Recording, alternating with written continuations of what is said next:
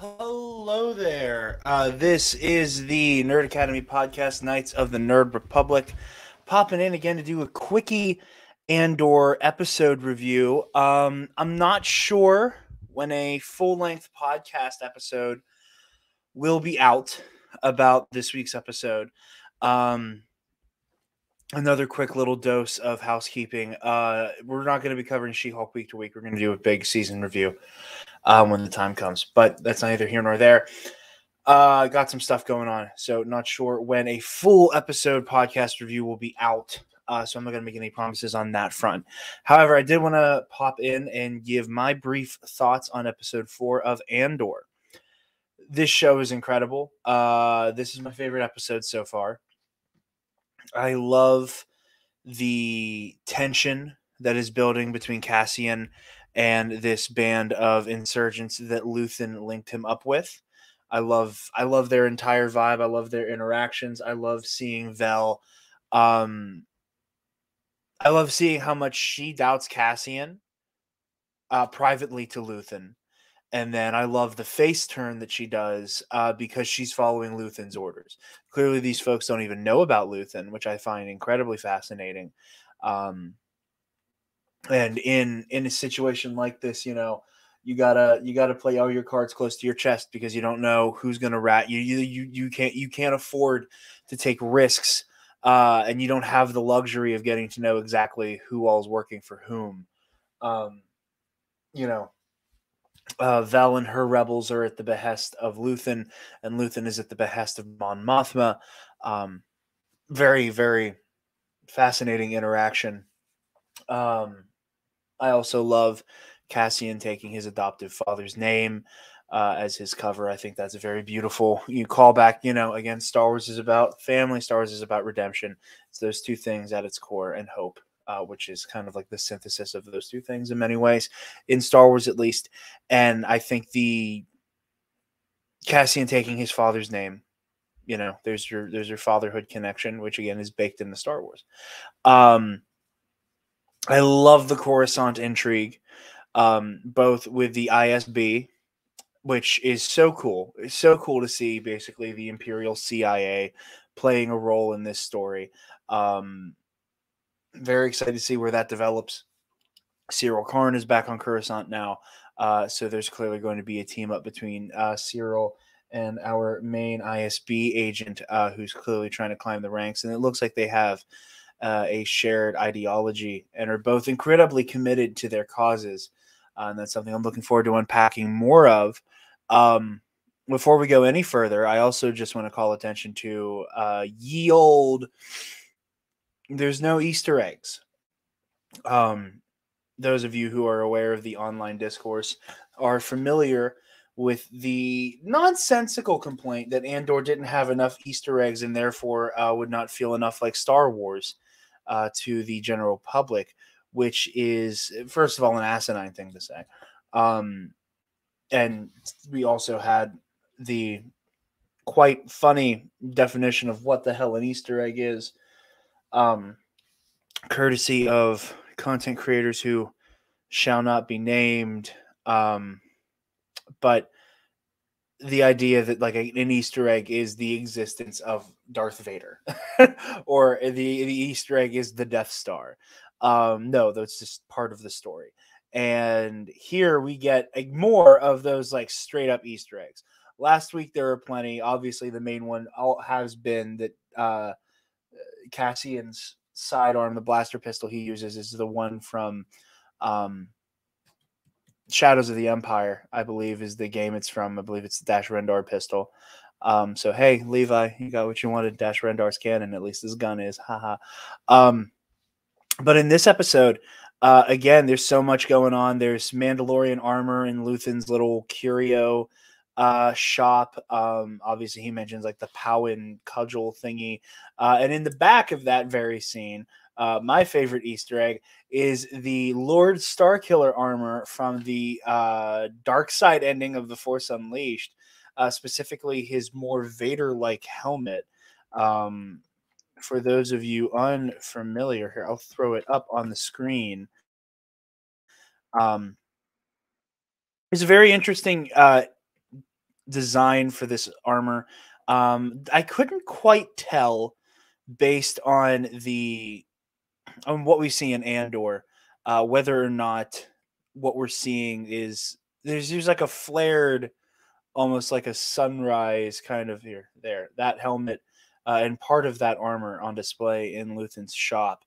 Um, I couldn't quite tell if that like flaring out kind of like sunlight corona was meant to be part of that helmet, or if that was behind the suit of armor. But still, a very, again, really cool Easter egg. And we're not going to get bogged down and just, oh, look at that neat thing in the background, because it's meant to be that neat thing in the background. It's not the story. It's not the meat of what's going on in this show. However, it's really cool to see. And again, this episode was available to the people who were saying there weren't any Easter eggs. I don't know how they missed the Mandalorian armor and the suit of armor from The Force Unleashed. They also, Luthen gives Cassian a kyber crystal as a down payment, as he says, for to get this job done, because he's going to help this band of rebels attack this Imperial garrison and steal their payroll. He gives him a kyber crystal and mentions that it was like forged in celebration of like defeating the Rakatan Empire. So across 4 episodes, we've had 3 callbacks to incredibly popular and iconic Star Wars video games, between Shadows of the Empire, The Force Unleashed, and now Knights of the Old Republic. Again, I mean not to sound gatekeepy, but if you're going to complain about there being a lack of Star Wars Easter eggs, and 3 like really notable callbacks to 3 incredibly popular Star Wars games happens, and you're still complaining about a lack of Easter eggs, what I think you're complaining about is a lack of like Darth Vader. And you all know I say that as a big fan of the guy. But as I said, the intrigue in this episode is incredibly fascinating. I love getting to see inside of the Imperial Security Bureau. Yeah, just a lot of really fascinating characterization.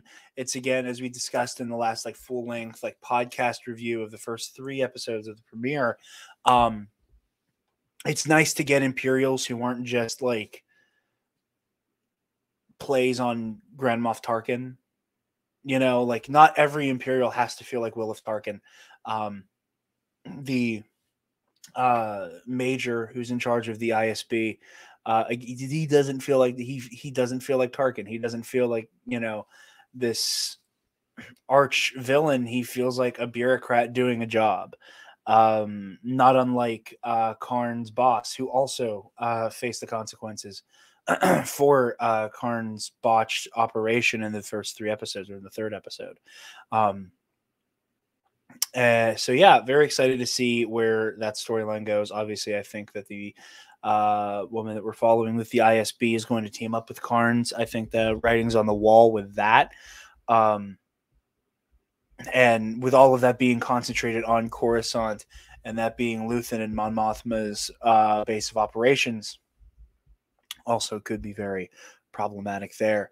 So yeah, very, very happy with this episode. I cannot wait for more. This is the Andor is exactly what it said it was. And again, I want to avoid the pitfall of microphone stuck. Shit, sorry. That was probably very loud for all of you. Andor is very much what it says it was, and I don't want to fall into the trap of praising one story, one project, by way of bashing another, because I hate that. But, you know, you go into The Mandalorian and you're expecting this gunslinger, bounty hunter, story of the week type narrative. And you get that for about an episode and a half. But then you realize it's this story that is about family, that is about trauma, that is about spirituality, that is about finding oneself, which is about again the slurry of things that is at the core of the Mandalorian in that story. You go into the Book of Boba Fett, and you wake up, Jared. It's staying in because I leave this in for the podcast. You go into Book of Boba Fett, and you're expecting a story about crime lord. A lot of people, myself included, were like, "Oh, this is going to be like The Godfather in space, right?" It's not quite that. And I'm glad it's not quite that. I like the story we got for both of those. I love The Mandalorian and I like the Book of Boba Fett, where, the Book of Boba Fett is about, reforging oneself. As I said during our coverage of Book of Boba, that is very much a story about, Boba Fett kind of finding space Jesus, and like finding salvation in the tummy of in the belly of the Sarlacc.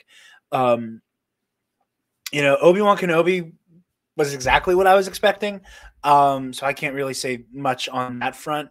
The Bad Batch, we thought, again, was going to be a story about the Imperial transition, and it ends up being that, but way more centered on the Batch.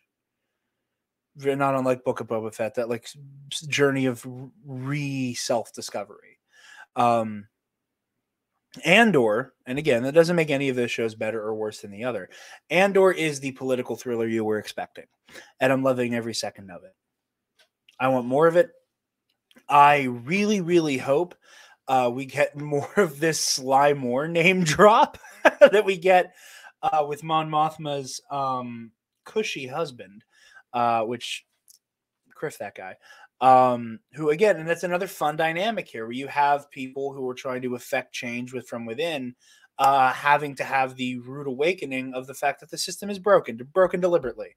The system does not serve the people; it serves the moneyed class. It serves the class of power, and Mr. Mothma is very much someone who enjoys his place of power. He does not care that his new fun friends, as he puts it, are cutting off entire worlds to supply lines. He doesn't give a damn because his friends are fun, and he'd rather hang out and drink with them for his birthday.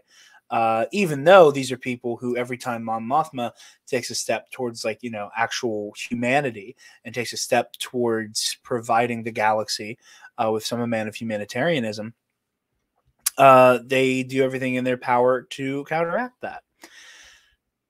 I think it's telling. I think it's incredibly fascinating. Again, we're talking about Easter eggs. This is a callback to, again, I just watched it and I can't remember any of these planet names. I'm going to rewatch it and take notes before we put out a full episode. Again, don't know when that'll be. But it's the same world that there's like a massacre on in Rebels, which causes her to walk away from the Imperial Senate. So yeah, also very fascinated by the Luthen dynamic. He's very quickly, he's already my favorite character of this series.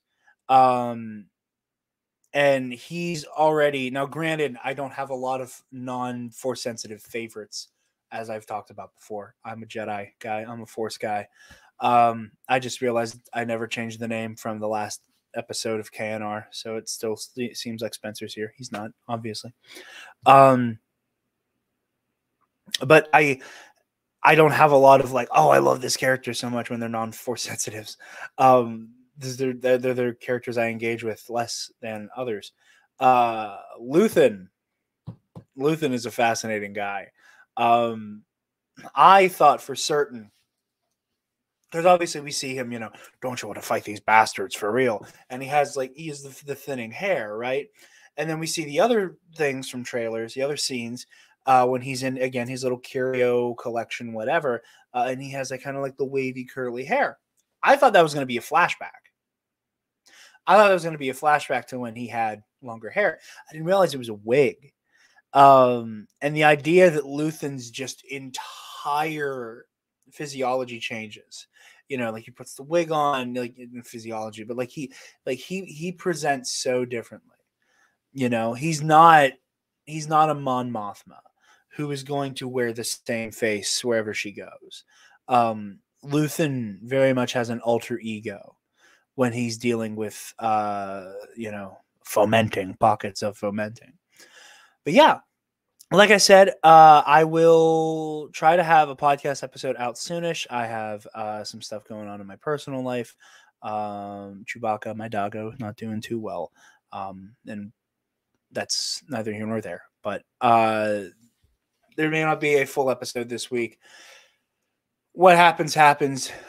Keep an eye on all the social media at Nerd Academy Pod on Twitter and Nerd Academy Podcast on Facebook and Instagram. I am Dark Jedi 2552 on Twitter and Instagram.